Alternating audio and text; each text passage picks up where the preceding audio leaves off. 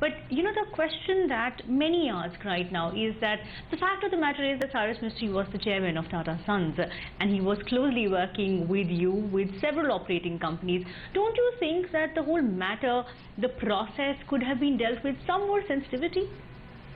Let me start by saying that I hold Mr. Mistry in high personal regard. I have worked with him closely in the past, and there were roles that he had assigned to me in Tata Sons, which I have performed to the best of my ability. Insofar as the loss of confidence which the board of Tata Sons has had in Mr. Mistry, I think there has been enough written about in media. I think there have been letters, there has been a detailed statement that Tata Sons has made on the matter. So if you permit me, I would not like to revisit that space again. I would rather focus on the future and what is right for our operating companies and what is right for Tata Sons. Okay, fair enough. But I wanted one point from you. As far as the Tata statements are concerned, many statements have almost hinted of a corporate coup on the part of Cyrus Mistry. Is that correct, and could that have triggered the timing and manner of his removal? I do not want to comment on that. All I want to say is that the board of Tata Sons lost confidence in Mr. Cyrus Mistry. Mr. Ratan Tata has written about that in the letter that he has sent to all shareholders. And all I want to say is loss of confidence goes beyond mere performance. Loss of confidence is a much broader term. As far as the issues which have been discussed in statements, which have been in the media for a long time, those are there for everyone to read, and I don't really think I can add anything to those statements in this interview. But was there a corporate coup that was one of the reasons why the trust deficit happened? See, I think the board of Tata Sons lost confidence in Mr. Mistry.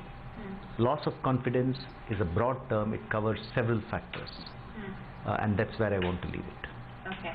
Another point before I talk about the way forward and the clarity as far as the operating performance is concerned, Nasli Wadia has filed a defamation case against the Tata Sons. The Tata Sons statement has come out, the group statement has come out saying that Nasli Wadia worked in concert with Cyrus Mistry. Do you believe that Cyrus Mistry was working with Nasli Wadia to wrest control of the operating companies in some way? See, first and foremost, you're asking me a question about a matter which I think is presently sub judice. So I would not like to comment on a matter which is currently sub judice. For all the resolutions which are coming up for vote at the EGMs of our operating companies of the Tata Group next week, I think the justification or the logic for those resolutions has already been painted out in great detail in the statements which have been released. So for something which is in the legal domain, permit me not to comment on it. I don't think it would be appropriate on my part. Okay, fair enough. But are you prepared for a legal battle? Is Tata Group going to do whatever it takes to be able to see this through? Let me say that the Tata Group and Tata Sons is committed to the highest levels of corporate governance. And embedded in the highest levels of corporate governance is an absolute and rigorous adherence to the law.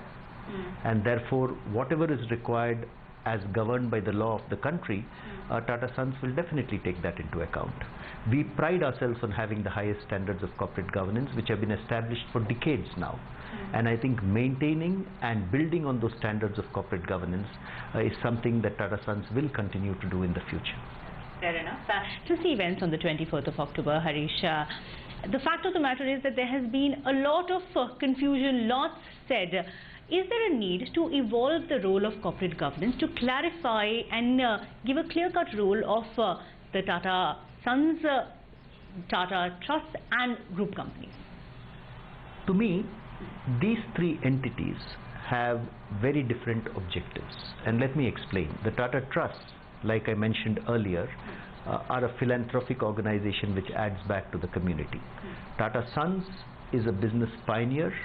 It has grown new businesses in the past. It has supported companies that it has grown, and that's the role that Tata Sons performs.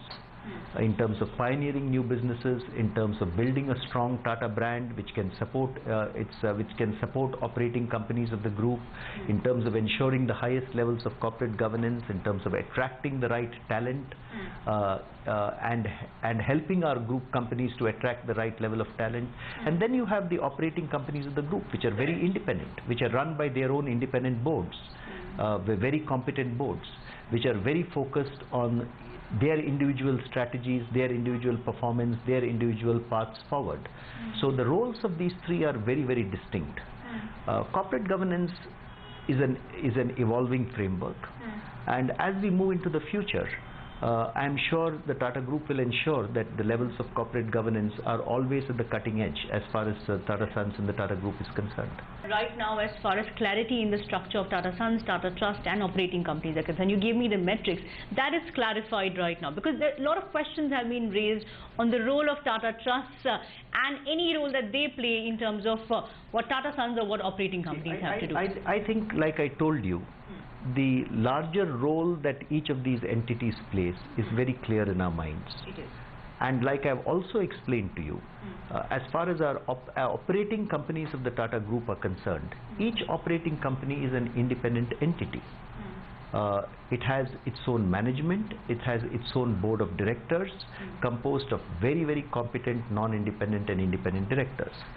That board of directors provides the required governance and the required direction to the management of those respective companies. So I participate in some of those board meetings as a nominee director, and then the board comes to a conclusion on what is required. But each company is managed and run independently. Of course, the company gains by being part of the Tata Group. The company gains in terms of being able to use the Tata brand, which is the most respected brand name in this country, through an appropriate brand equity license agreement. The company gains in terms of being able to attract the right talent, because people work for an operating company of a group, but people also feel very proud of being part of the larger Tata Group. So, you know, when I began my life in the Tata Group, I was an employee of Tata Tea. I was very proud of being an assistant manager of Tata Tea, but I was equally very proud of being a member of a fine institution which is the Tata Group. Companies gain in terms of direct or indirect financial support which could be provided to them by Tata Sons. So I just want to re-emphasize to you that each operating company is an independent entity with its board of directors deciding on strategy, deciding on capital allocation, deciding on the way forward. But each operating company also gains tremendously from being part of a larger and finer institution like the Tata Group itself.